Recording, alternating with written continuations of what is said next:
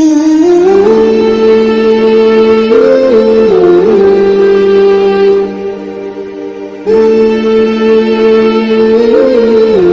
व नुसल्ली अला रसूलिहिल करीम, अम्मा बाद, फ़अऊज़ु बिल्लाहि मिनश शैतानिर रजीम, बिस्मिल्लाहिर रहमानिर रहीम। अस्सलामु अलैकुम व रहमतुल्लाहि व बरकातुहू। बिस्मिल्लाहिर्रहमानिर्रहीम। सूरा आल इमरान आयत 191। अल्लज़ीना यज़्कुरूनल्लाह क़ियामन व क़ुऊदन व अला जुनूबिहिम व यतफ़क्करूना फ़ी ख़ल्क़िस समावाति वल अर्दि रब्बना मा ख़लक़्ता हाज़ा बातिलन सुब्हानका फ़क़िना अज़ाबन नार। इसकी वर्ड टू वर्ड ट्रांसलेशन देखेंगे। अल्लज़ीना, जो लोग, यज़्कुरूना, याद करते हैं, अल्लाह को, क़ियामन, खड़े, व और क़ुऊदन, और बैठे, व और अला पर, जुनूबिहिम, अपनी करवटें, व और यतफ़क्करूना, और वो गौर करते हैं, फ़ी में खल्क़ी, पैदाइश में, या समावाती, आसमानों, व और अर्दी, ज़मीन। रब्बना, ए हमारे रब, मा नहीं, खलक़ता, तूने पैदा किया, हाज़ा, ये, बातिलाओं, बेफ़ायदा, सुब्हानका, तू पाक है, फ़क़िना, तो हमें बचा ले, अज़ाबा, अज़ाब, अन्नारी, आग, दोज़ख। इसकी ट्रांसलेशन देखेंगे। जो लोग अल्लाह का जिक्र खड़े, बैठे और अपने पहलुओं पर लेटे हुए करते हैं, यानी कि करवट लेके लेटा और अल्लाह का जिक्र किया, पहलुओं पर लेटे हुए करते हैं, और आसमानों और ज़मीन की पैदाइश में गौर करते हैं और कहते हैं, ए परवरदिगार, तूने ये सब कुछ बेफ़ायदा नहीं बनाया, तू पाक है, बस हमें आग के अजाब से बचा।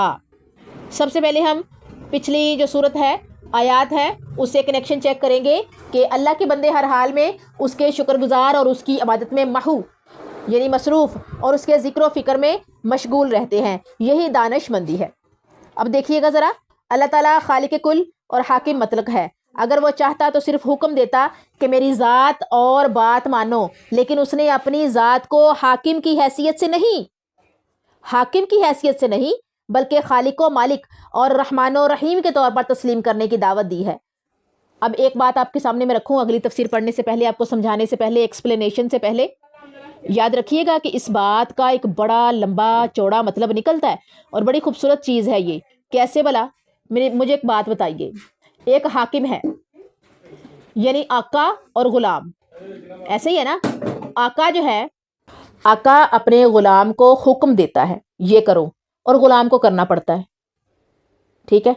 मालिक और मुलाज़म, मालिक कहता है ये काम होना चाहिए और हर हाल में होना चाहिए, ग़ुलाम कहता होगा जी, मैं ग़ुलाम हूँ, होगा। मुलाजिम कहता होगा, मैं मुलाजिम हूँ, होगा। बिल्कुल एग्जैक्टली वैसा ही होगा जैसा आपने बोला है। लेकिन अल्लाह क्या कहता है? अल्लाह का और बंदे का रिश्ता क्या है? खालिक व मालिक का, रहमान व रहीम का। खालिक व मालिक क्या है? बनाने वाला। अल्लाह ताला खुद को जो है, हमारा जो रब है, हमारा खालिक है, मालिक है। खालिक क्या है? हमें पैदा करने वाला, हमें बनाने वाला। वो बनाने वाला है, वो हमें बनाकर उसने हुक्म नहीं दिया कि ये काम करो, ये होना चाहिए, बल्कि उसने हमें ऑप्शन दिया है, सीधा रास्ता ये, उल्टा ये। शऊर और अकल दी है, खुद चूज करो। अगर अच्छा रास्ता इख्तियार करोगे तो ये मिलेगा और बुरा करोगे तो ये मिलेगा। हमें फोर्स नहीं किया अल्लाह ने। हमें ये नहीं कहा कि जी आपको मैंने ज़िंदगी दी है, मेरी अमानत है, ये ज़िंदगी आपने जानमाज़ में बैठ के गुजारनी है, या फिर ये कि आपने दुनियादारी नहीं निभानी, सिर्फ दीनदारी निभानी है, या फिर ये कि आपने जो है वो दुनियादारी निभानी है, दीनदारी नहीं निभानी। नहीं, अल्लाह ने बड़े खूबसूरत अंदाज में हमें ऑप्शंस दिए हैं। अल्लाह हमें खालिक बन के मिलता है क्योंकि वो हमारा खालिक है। अल्लाह रहमान और रहीम हमारे लिए है क्योंकि उसने हमें पैदा किया है, वो हमारा क्रिएटर है।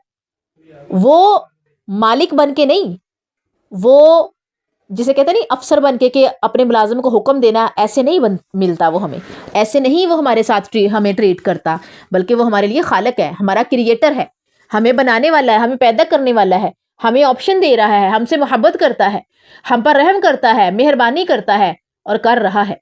तो उसकी रहमत मांगा करे, कसरत ना मांगा करे, बरकत मांगा करे, ठीक है।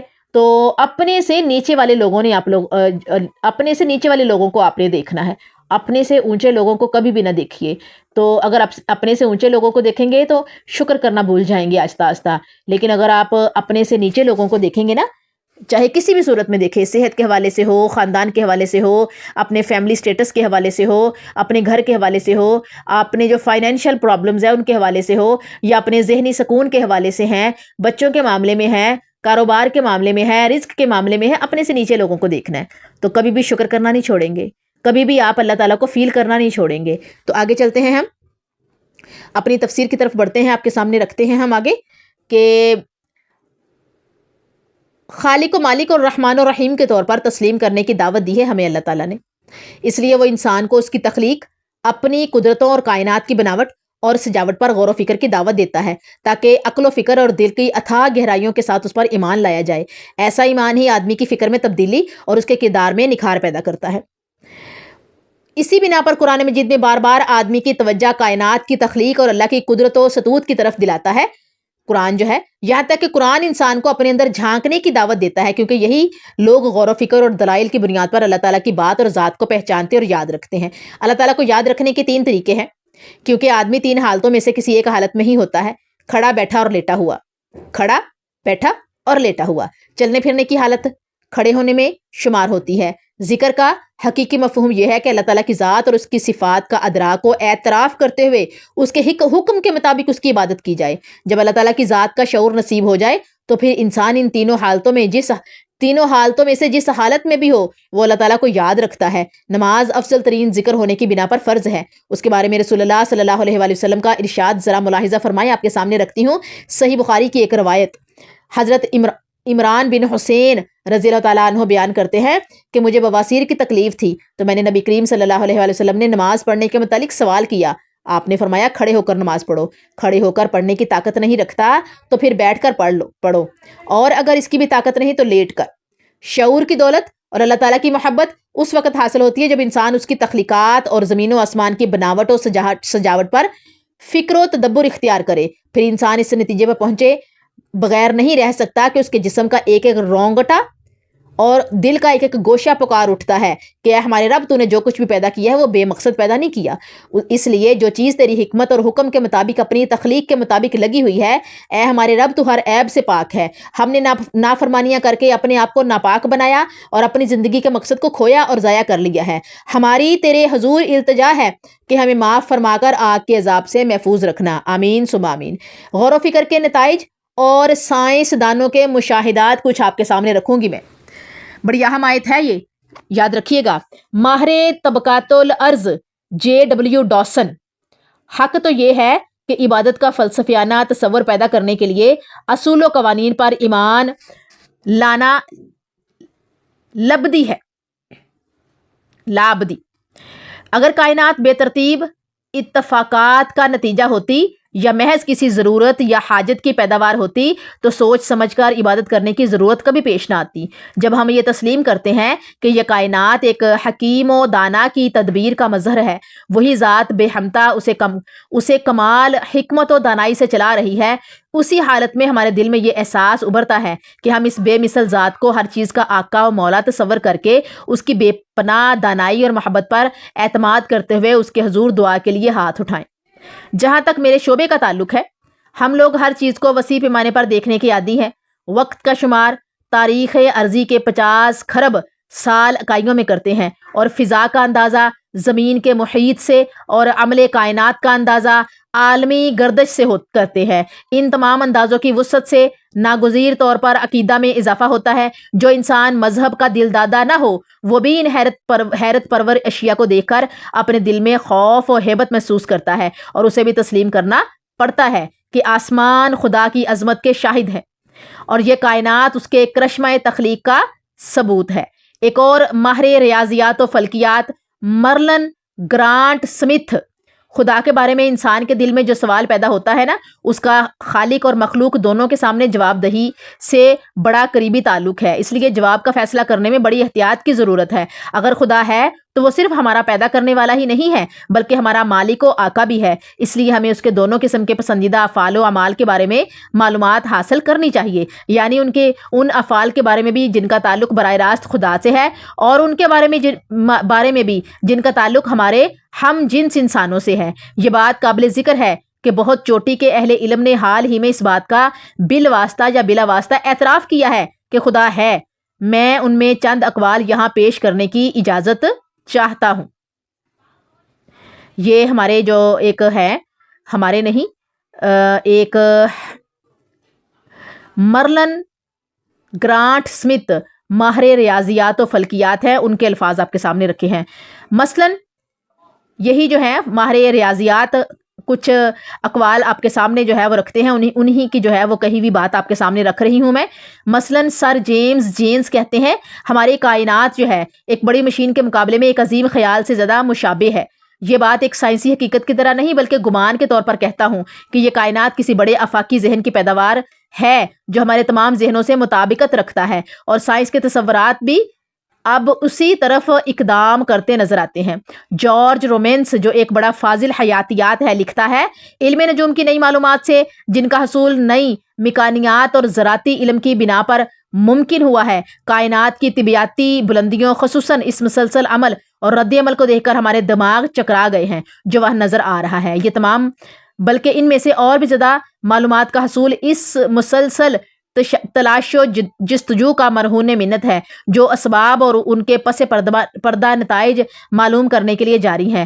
اسباب و نتائج کو ایک دوسرے سے جدا نہیں کیا جا سکتا، یہ دونوں معنوی طور پر ایک وحدت ہیں۔ ہم انسان اور ہمارے گرد و پیش کی دنیا سب مل کر نتائج کا ایک مجموعہ ہیں، اور اس مجموعہ کی تہ میں اس کے پس پشت ایک غیر مرئی سبب اور ازلی علت موجود ہے جس کو میں خدا کہتا ہوں۔ ماخوذ از خدا موجود ہے 40 سائنسدانوں کی شہادت، یہ ایک بک ہے۔ ہم اس آیت کے مسائل دیکھیں گے۔ نمبر 1، اللہ کے بندے اٹھتے بیٹھتے اور اپنے بستروں پر اللہ تعالیٰ کا ذکر اور اس کی قدرتوں پر غور و خوض کرتے ہیں۔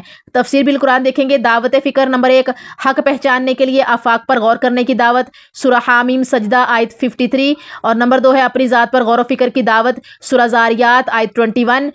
نمبر 3، رات کے سکون پر غور کرنے کی دعوت، سورہ قصص آیت 72۔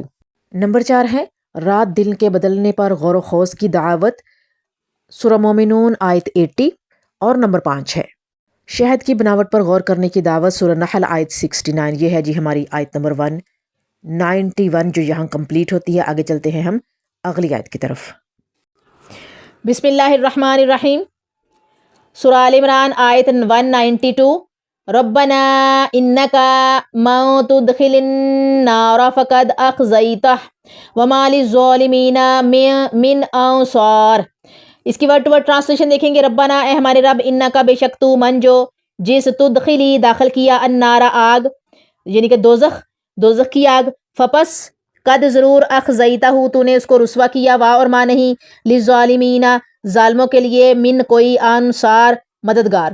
اس کی ٹرانسلیشن دیکھیں گے۔ اے ہمارے پالنے والے جسے تو نے جہنم میں ڈال دیا، یقیناً تو نے اسے ذلیل کیا اور ظالموں کا کوئی مددگار نہیں۔ سب سے پہلے ہم کنیکشن یعنی ربط چیک کریں گے کلام سے۔ اس کا اللہ تعالیٰ کی یاد کا تقاضا ہے کہ انسان کی فکر کا نتیجہ مثبت ہو اور وہ اپنے رب کی پکار پر لبیک کہتے ہوئے اس کے عذاب سے پناہ اور اس کی عطاؤں کا طلبگار رہے۔ اللہ تعالیٰ کا وعدہ ہے کہ ایسے فکر و عمل کا حامل مرد ہو یا عورت، اللہ تعالیٰ کسی ایک کے اجر کو ضائع نہیں کرے گا۔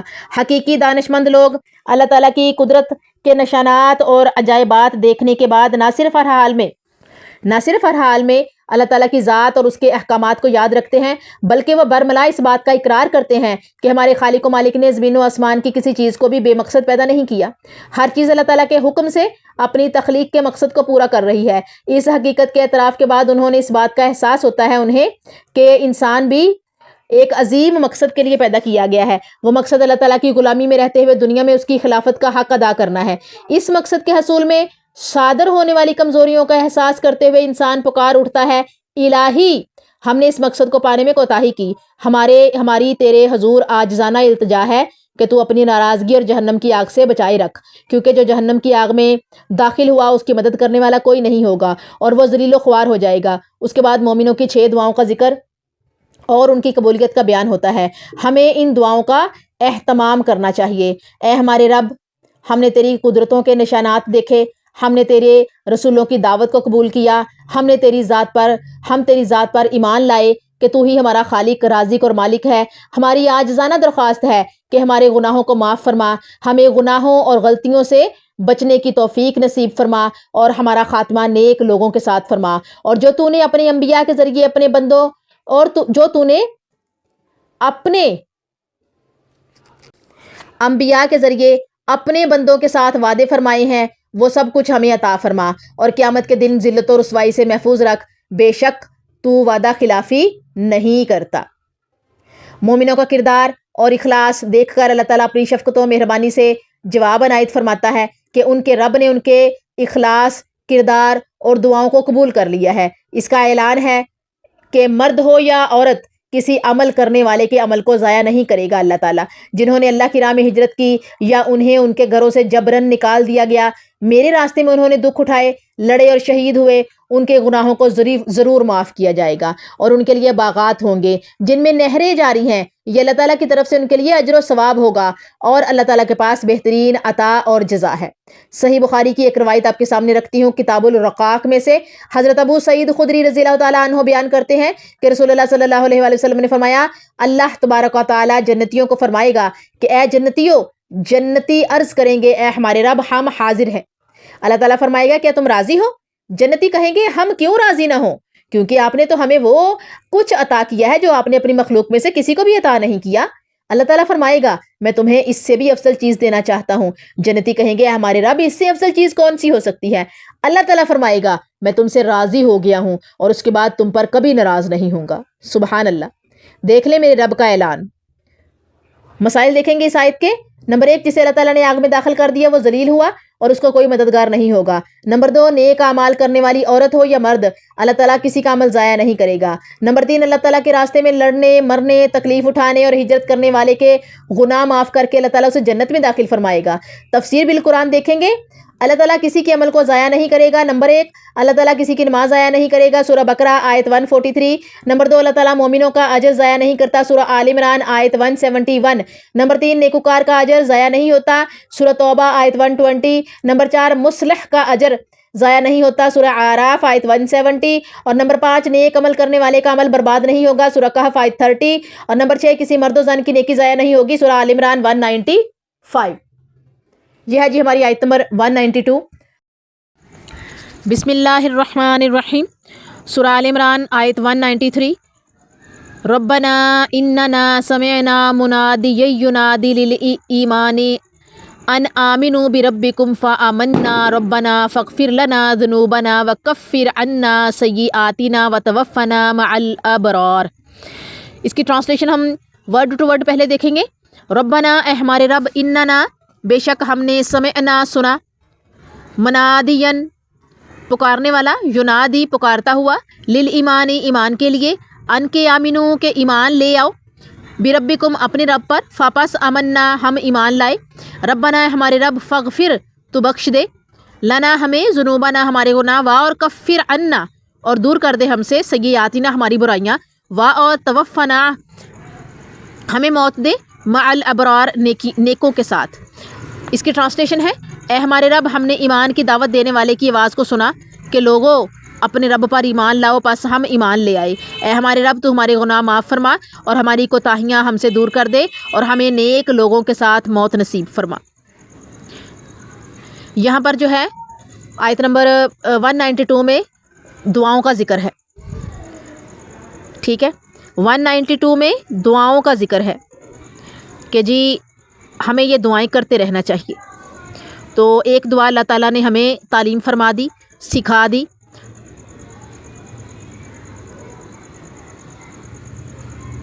ربنا اننا سمعنا منادیا ینادی للایمان ان آمنوا بربکم فآمنا ربنا فاغفر لنا ذنوبنا وکفر عنا سیئاتنا وتوفنا مع الابرار، کہ جس میں جو ہے وہ کہا ہے ہمارے رب، ہم نے ایمان کی دعوت دینے والے کی آواز کو سنا کہ لوگوں اپنے رب پر ایمان لاؤ، ٹھیک ہے، اپنے رب پر ایمان لاؤ، اور پس ہم ایمان لائے۔